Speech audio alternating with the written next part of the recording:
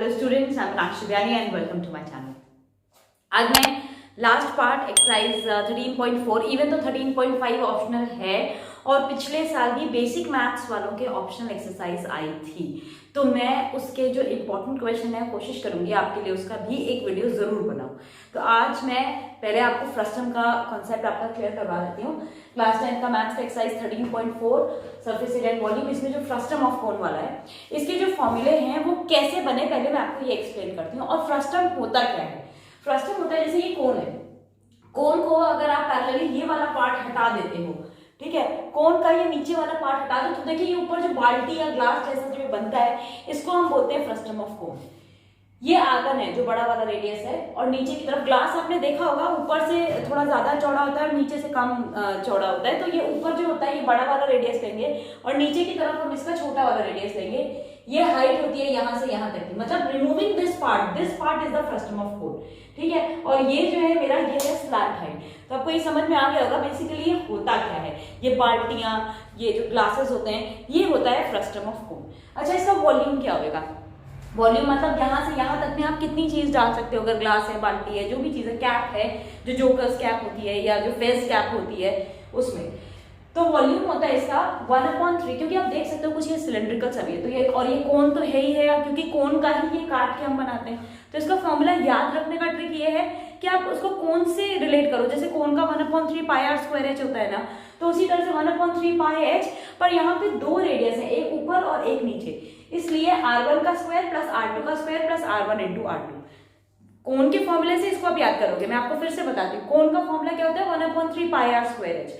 तो 1/3 H r1 का square plus r2 का square plus r1 into r2, fine. और इसका curve surface area, curve surface area मतलब leaving this bottom end this top, ये जो साइड का जो होएगा वो होता है, वैसे हमारा curve surface area of cone था पाई आर एल, पर यहाँ पे दो रेडियस है इसलिए पाई r1 plus r2 into L हो जाएगा ये, फाइन। और एल क्या चीज होती है? हमने उसमें क्या था, एल होता है under root H square plus R square, तो आर दो है इसलिए r1 माइनस r2 का होल स्क्वायर, यानी कि L is equal to under root H square plus r1 minus r2 का square. And total surface area इसका होता है, टोटल सरफेस एरिया में देखिए ये वाला प्लस ऊपर और प्लस नीचे, यानी कि ये तो है ये वाला part pi L r1 plus r2, ऊपर वाले सर्कल का होगा पाई r1 का स्क्वायर और नीचे वाले सर्कल का होगा पाई r2 का square. So this is the way how we should learn this formula. जानते हैं फ्रस्टम का एक पता नहीं क्यों हर बच्चे के दिमाग में एक कॉन्सेप्ट है। क्या कॉन्सेप्ट है? अरे भाई इसके फॉर्मूले बहुत डिफिकल्ट है, याद नहीं होते। तो आप इसको लिंक करो, जो आपने कोन का फॉर्मूला लर्न किया है उससे इसको लिंक कर दो। देखो 1 मिनट भी नहीं लगा याद होने में, 1 मिनट में याद हो जाएंगे, ठीक है। आपके लिए मैं ये 2 क्वेश्चंस आपको करके दिखाती हूँ और मैं आपको बताती हूँ इसके क्वेश्चन सबसे सिंपल होते हैं, बिल्कुल दिमाग नहीं लगाना होता है, सीधा सीधा हमें सब कुछ दे रखा होता है क्वेश्चन में, बस उसे हमें सॉल्व करना होता है, फाइन। तो सबसे पहला वाला जो क्वेश्चन मैंने लिया है, ये 2 क्वेश्चन पिकअप किए हैं फेस कैप वाला, ये दोनों एनसीईआरटी क्वेश्चन ही हैं। एक फेस कैप वाला लिया है और एक ये लास्ट क्वेश्चन उसके अंदर में था, एक मेटालिक राइट से पिलर कोन 20 सेंटीमीटर हाई वाला। तो मैं आपको पहले वाला क्वेश्चन पहले करके दिखाती हूँ।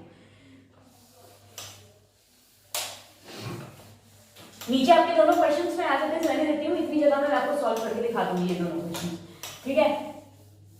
अब देखिए ये वाला जो था ना फेस कैप वाला, इसका डायग्राम हमें बुक में दे रखा है। ये कुछ ऐसा सा है कि भाई कैप का छोटा वाला हिस्सा यहाँ होता है, ठीक है, और ये और ये, समझ में आया? तो ये खुला होता है, नहीं तो कैप पहनोगे कैसे? फाइन, ये खुला वाला हिस्सा है, ये बंद वाला हिस्सा है। हमको पूछा गया है इसमें कि हमको इसमें कितना कपड़ा लगेगा, how much find the area of the material used, यानी कि CSA लेंगे क्योंकि साइड में कपड़ा लगेगा और ऊपर वाला एक पाई आर स्क्वायर लेंगे क्योंकि ऑब्वियसली कैप ऊपर से खुला नहीं होता, ऊपर से बंद होता है और नीचे से खुला होता है जिसमें हम अपना सिर घुसा सकते हैं, ठीक है। तो इसको ध्यान में रखते हुए हमारा इसमें जो CSA का फॉर्मूला लगाऊंगी, क्या लगाऊंगी? CSA। अच्छा, अब पहले आप सारी इंफॉर्मेशन लिख लो। इसमें देखो क्या क्या दे रखा है हमें रेडियस दे रखा है r1 = 10 सेंटीमीटर, यानी कि नीचे वाला ये दे रखा है 10 सेंटीमीटर का, ठीक है। और ये ऊपर वाला जो रेडियस है r2 ये हमें 4 सेंटीमीटर दे रखा है और l हमें 15 दे रखा है, यहाँ से यहाँ तक ये जो l है ये हमें 15 दे रखा है क्वेश्चन में। तो CSA का हमारा फॉर्मूला लगा देते हैं। CSA होता है पाई r1 plus r2 into l plus pi R1 का स्क्वायर, मतलब ये ऊपर वाला को मैं R1 कंसिडर कर रही हूँ, तो ये ऊपर वाला R1 का स्क्वायर होगा, इसको मैं R1 एक बार कंसिडर कर रही हूँ, ठीक है।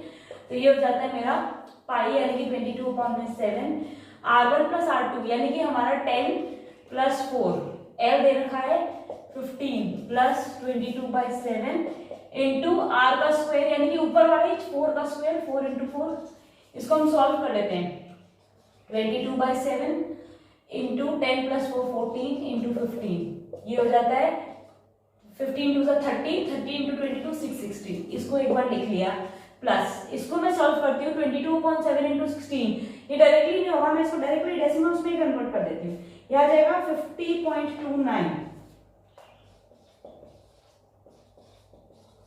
ठीक है। इसको मैंने सॉल्व किया तो ये आ जाता है 660 plus 50 will be 710.29 centimetre square. अब इसका एक तरीका और है, आप यहां से पाई को कॉमन ले लो 22/7 को, यहां आ जाएगा 14 इंटू 15 प्लस 4 इंटू 4, ठीक है। तो 22/7 इंटू ये हो जाएगा 14 इंटू 15 जब हम सॉल्व करेंगे, और इनको जो आंसर इनका आएगा इसको यहाँ पे सॉल्व करके डायरेक्टली मल्टीप्लाई करके आप इसका डेसिमल निकालोगे, आंसर वही आना है 710.29। बट मुझे इससे ज्यादा, क्योंकि यह बहुत बड़े बड़े नंबर हो जाएंगे, जैसे 15 4 60, 15 1 15 एंड 6 210 प्लस 16, ये आ जाएगा बहुत बड़ा नंबर, मतलब 226, तो 22/7 इंटू 226, उसको सॉल्व करने से इसको सॉल्व करना ज्यादा इजी पड़ रहा था, that is why I prefer this method rather than, मैंने तो हमेशा आपको ये बोलती हूँ ना कि कॉमन निकालो और उससे करो, लेकिन मैंने दोनों तरीके से सॉल्व करके देखा, I found this method more simpler this time for this question, क्योंकि यहाँ पे ये स्ट्राइक ऑफ हो रहा था, तो ओरल सॉल्व हो रहा था ये question. Now let us move on to the next question.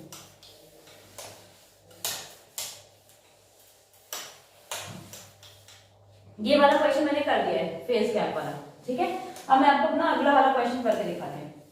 मेरा नेक्स्ट क्वेश्चन है metallic right circular cone 20 centimetre high, ठीक है। जो जो ये कह रहे हैं हम उसको कंसिडर करके चलते हैं। हमें इन्होंने क्या कर दिया है, पहली बात आप पहले कोन बनाओ, ये रहा कोन, ठीक है। इसको इन्होंने कहा कि हमने इसको बीच से देखो plane parallel to its base cut कर दिया, cut into 2 parts at the middle में, यानी कि देखो जैसे इसकी हाइट इन्होंने जो हमें दी है वो 20 दी है, तो ये वाला पार्ट 10 होगा, ये वाला पार्ट 10 होगा, ये एंगल इन्होंने टोटल 60 डिग्री दिया है, तो ये छोटा वाला कितना होगा 30 डिग्री। रेडियसेस नहीं गिवन है क्वेश्चन में, अब आप रेडियस कैसे पता करोगे, हम ट्रिग्नोमेट्री करके आए हैं, sine theta tan theta cos theta. अच्छा अब ये देखिए, इसको मैं R1 R2 ले लेती हूँ, R1 ले लेती हूँ, ठीक है। इनको मैं नाम दे देती हूँ, ट्राइंगल्स को मैं नाम दे देती हूँ, इसको मैं ले लेती हूँ A B, इसको O ले लेती हूँ, ये D ले लेती हूँ, ये C ले लेती हूँ, ठीक है। अब ट्राइंगल OAB में tan 30 degree is equal to क्या होगा, OB upon OA, OB upon OA, ठीक है। tan 30 डिग्री होता है 1/√3, 1/√3 कितना हो जाएगा OB अपॉन 20, तो OB क्या है मेरा बड़ा वाला R1, यानी कि R1 हो जाएगा 20 अपॉन √3। इसको भी आगे कुछ सॉल्व मत करो, यहीं छोड़ दो, ज्यादा बेटर होगा, इजी पड़ेगा सॉल्व करने में। अब दूसरा वाला ट्राइंगल ले लेते हैं, इन ट्राइंगल ADC, उसमें भी हम ऐसे ही करेंगे, tan 30 degree is equal to DC upon में AD परपेंडिकुलर बाय बेस, जो मेरा इसका फॉर्मूला है और मैंने कुछ नया नहीं किया है, तो 1/√3 इज इक्वल टू DC मुझे नहीं पता है, AD 10 पता है, क्योंकि इन्होंने कहा था ना पैरेलल काट रहे हैं, तो ऊपर वाला भी 10 होगा, नीचे वाला भी 10 होगा, तो DC कितना हो गया 10/√3 सेंटीमीटर। ये आ गया मेरे, इसकी और इसकी अभी मुझे जरूरत पड़ेगी, मेरे पास ये आ गया R1 और ये आ गया मेरा R2, ठीक है। R1 और R2 मुझे पता चल गया है यहाँ पे। अब मैं आपको फर्दर आगे वाला क्वेश्चन इसका करके दिखाती हूँ कि अब हम इसको कैसे करेंगे, ठीक। अब हमारा वॉल्यूम निकालना पड़ेगा, क्योंकि इन्होंने कहा कि ये जो फ्रस्टम निकल रहा है ये छोड़ दो आप, नीचे वाला पार्ट R1 R2 की लेस की जरूरत थी। अब ये जो ऊपर की इतनी बाल्टी सी बची है, इसको इन्होंने मेल्ट कराया, मेल्ट कराते हैं तो हमेशा क्या निकलता है, वॉल्यूम निकलता है। 3 एक्सरसाइजेस करने के बाद हम इतना सीख गए, तो इसके जो वॉल्यूम निकल रहा है, जितना मेटल मेरे पास निकल रहा है, उससे मैं एक लंबा तार सिलेंड्रिकल वायर बना रही हूँ, ठीक है। तो मुझे इसका क्या निकालना पड़ेगा, वॉल्यूम, तो volume of frustum is equal to, according to question, मैं सिर्फ क्वेश्चन बता रही हूँ, volume of frustum is equal to volume of a wire जिसका लेंथ हमें कितना दे रखा है, इन्होंने कुछ दे रखा है कि volume of wire of certain length. ठीक है, क्वेश्चन का मीनिंग ये है, तो मैं पहले वॉल्यूम ऑफ रस्टन निकालती हूँ। 1/3 इंटू पाई, फॉर्मूला मैं आपको पहले बता चुकी हूँ, 1/3 पाई एच। चलिए एक बार वापस लिख देती हूँ आपके लिए फॉर्मूला, 1/3 पाई एच R1 का स्क्वायर प्लस R2 का square into R plus R1 into R2 plus R1 into R2। यही है, पहले मैं वॉल्यूम निकाल देती हूँ, इजी पड़ेगा सॉल्व करने में। 1/3 इंटू पाई इंटू एच, मुझे इन्होंने कितना दे रखा था, ऊपर वाला सिर्फ 10 बचा था, R1 यानी कि 20/√3 का होल स्क्वायर प्लस 10/√3 का होल स्क्वायर, ठीक है, प्लस 10/√3 इंटू 20/√3। इसको सॉल्व करेंगे 1/3 इंटू पाई। आपको अगर मैम पाई क्यों नहीं काट रही हूँ, क्योंकि वायर जो होता है सिलेंडर होता है वो, तो पाई आर स्क्वायर एच मिलेगा, पाई से पाई काट देंगे। पहले से क्यों इतना दिमाग लगाऊं, उसको सॉल्व करूँ मैं, ठीक है। इंटू 10 इसकी हाइट थी, अंदर ब्रैकेट के 20 जा 400/3 प्लस 100/3, क्योंकि √3 इंटू √3 3 होता है, प्लस 20 इंटू 10 होता है 200/√3 इंटू √3 3, यानी कि 1/3 into pi into 10 into 400 and 200 600 plus 1 700/3। तो ये आ गया मेरे पास में 7000/9 पाई।